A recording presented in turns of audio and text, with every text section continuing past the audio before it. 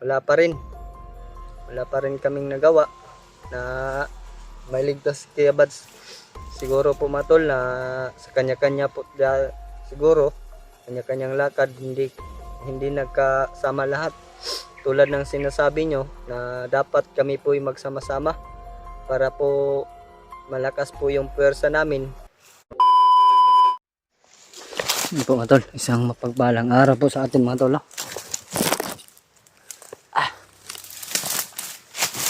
Yan. Kita ko po yung mga upload na mga tol na si Kuya Bads inilipat na po ng ibang bundok na naman. Yung dating kampo, kita na nila Mikoy at na PG. Hindi nila naabutan si Kuya Bads po mga tol.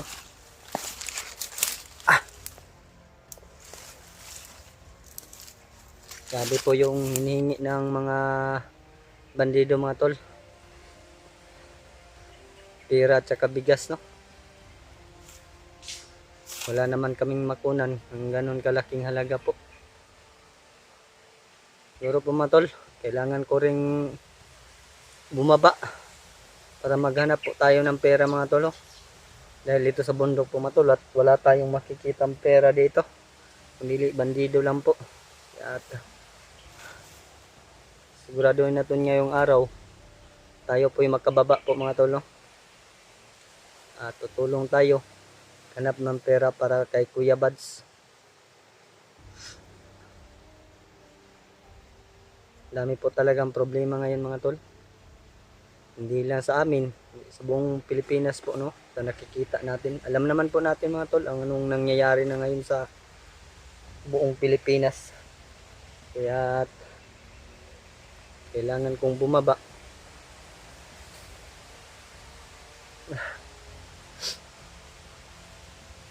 Manap ng pera para sa kaibigan po mga tol.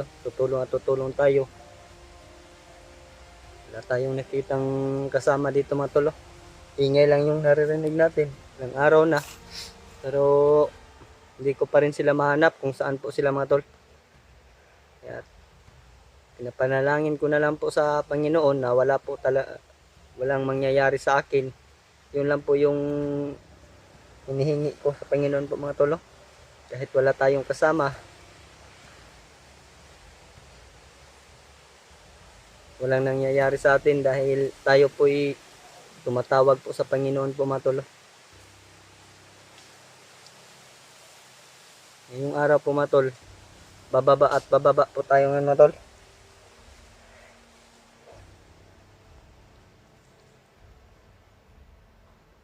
Parang paikot-ikot na lang tayo dito sa bundok mga tol, pero wala tayong nakitang mga kasama. Nakikita ko lang po mga bandido, naririnig. Siguro mga kasama ko yung naririnig, pero hindi ko sila makita po mga tol, dahil pag nandun sa kabila yung ingay po mga tol, pinupuntahan ko po mga tol. Pagdating ko po doon sa ingayan, mawala po yung ingay. Dito na naman po mga tol, parang paikot-ikot lang po sila mga tol. Hindi ko sila maabutan.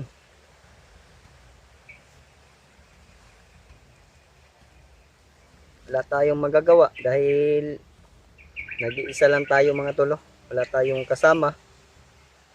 Akala ko pa naman po mga tol na makikita ko agad dito sa Mount Lagubo yung mga kasamahan ko, pero wala po talaga akong nakikita mga tol kung saan sila. Dahil sa sobrang laki yata ng bundok po mga tol.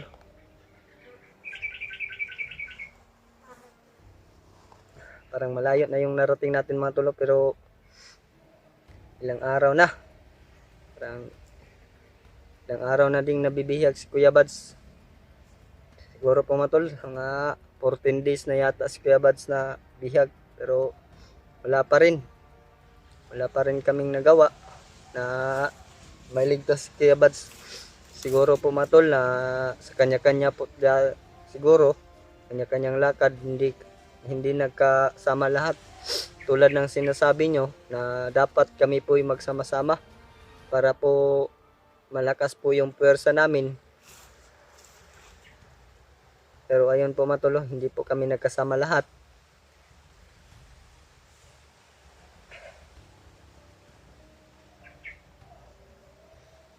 Tulad ko ngayon mga tol, nag-iisa pa rin na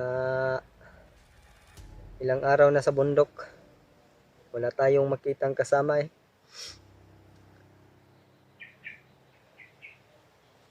Kinukontak ko naman.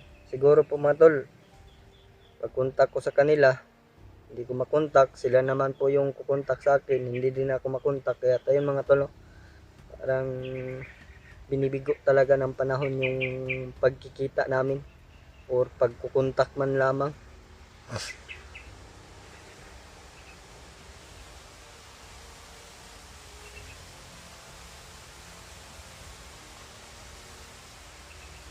Naawa ko kay Kuya Bats po mga tol, no? At kay Raymart po, kapatid po yun ni Raymart, si Kuya Bats. Kaya bumaba po ata sila Kuya Raymart dahil sa kita ko yung video nila, no? Manap ng pera para ransom po kay Kuya Bats para po siya po makuha namin. Kailangan po talaga namin ng pera po mga tol, no? Dahil yung idol po ninyo si Kuya Bats nabihag po talaga, no?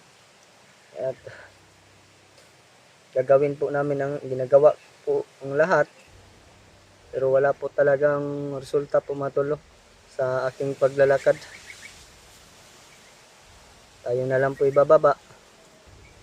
Naghanap na lang po ng pera po mga tol, para pangdagdag po sa ransom po ni Kuya Bats. 4 na bigas at saka 40k po yung hinihingi ng mga bandido. Alam ko po mga tol, no, dahil nakikita ko yung mga upload ng mga kasamahan ko mga tol.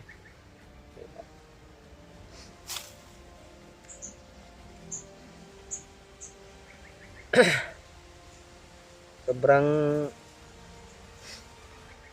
kakaiyak naman po yung nangyari. Pero pinipigilan ko po yung luha ko mga tol, no, para po hindi talaga tayo iiyak.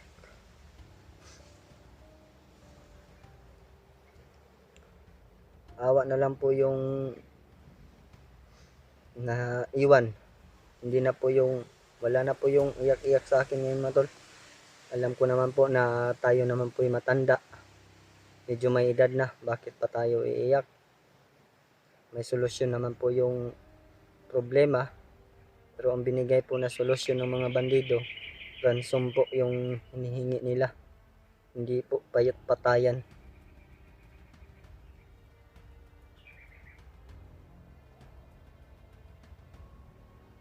Sana po mga tol, ma-share nyo na rin po sa mga kasamahan ko na ako po'y bababa po mga tol, no? Nandito na tayo pero wala tayong nagagawa po mga tol. Puro patayan na lang po yung nagagawa dito mga tol, no? Pero wala pa rin kaming nagawa na makita si Kuya Bats makuha. Kaya pasensya na lang po mga tol na tayo po'y bababa. Kahit ano pong sabihin ninyo sa akin, tatanggapin ko po yun mga tol. Pero tutulong po ako maghanap ng pera para po kay Kuya Bats po mga tol, no?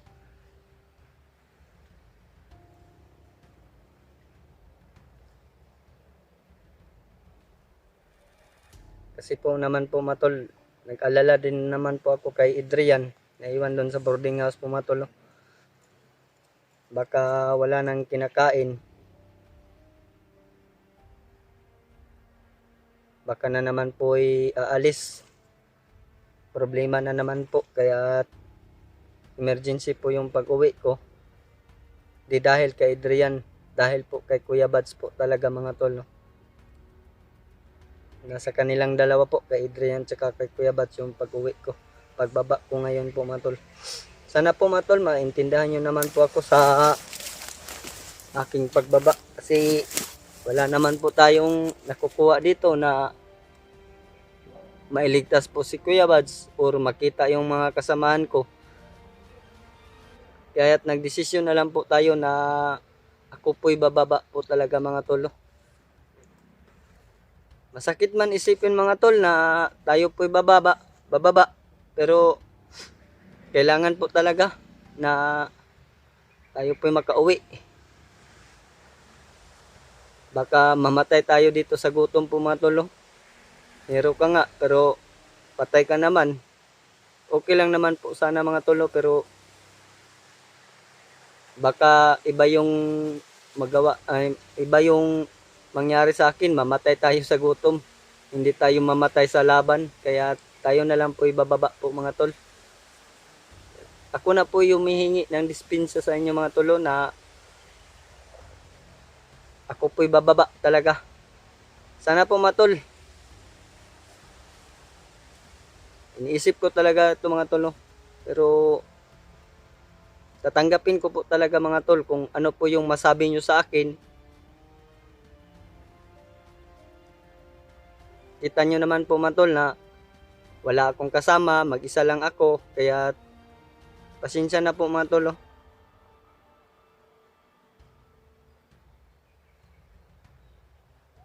Hindi ko talaga nakikita yung mga kasamahan ko.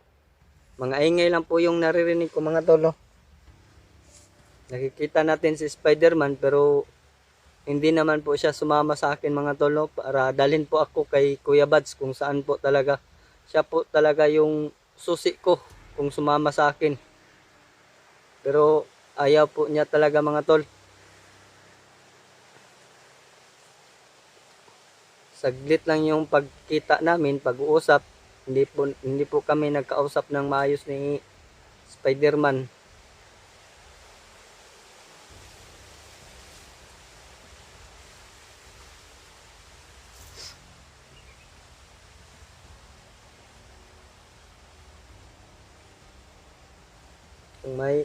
Kung wala man akong nagawa dito sa bundok para iligtas si Kuya Bads, pasensya na po sa inyo.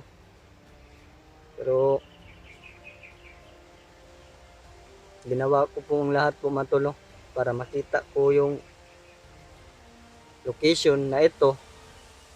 Pero wala po akong nagawa. Hindi ko po talaga nakita si Kuya Bads mga tolo.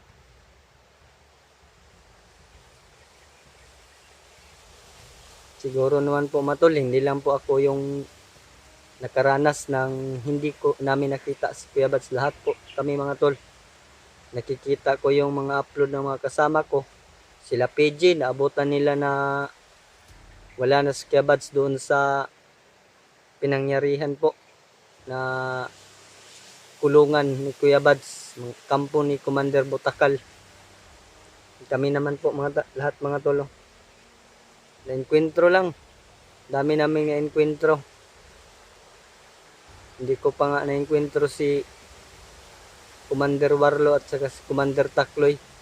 Pero mga tao nila mga tol, na-enkwentro ko na po talaga mga tol.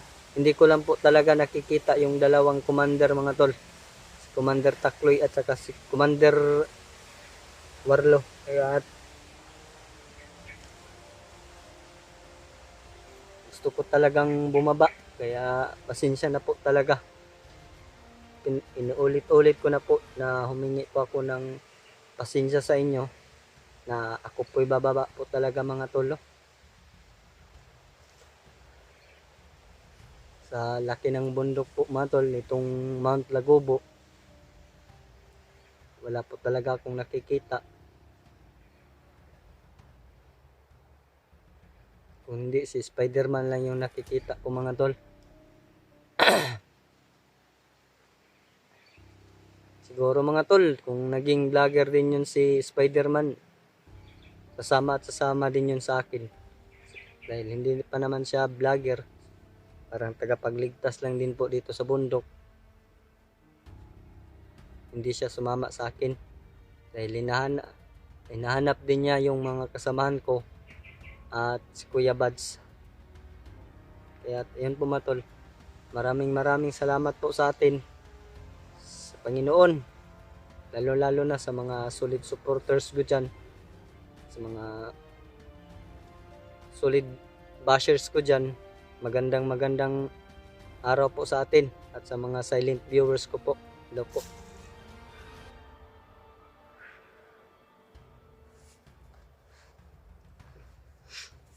alam ko naman po na mahal din niyo po si Kuya Buds. Hindi lang po kayo ang nagmamahal kay Kuya Buds po, no? Pati din kami dito mga tol, mga kasamahan niya. Mahal na mahal po namin si Kuya Buds. Ginagawa po namin yung lahat para mailigtas siya, pero wala po mga tol, no?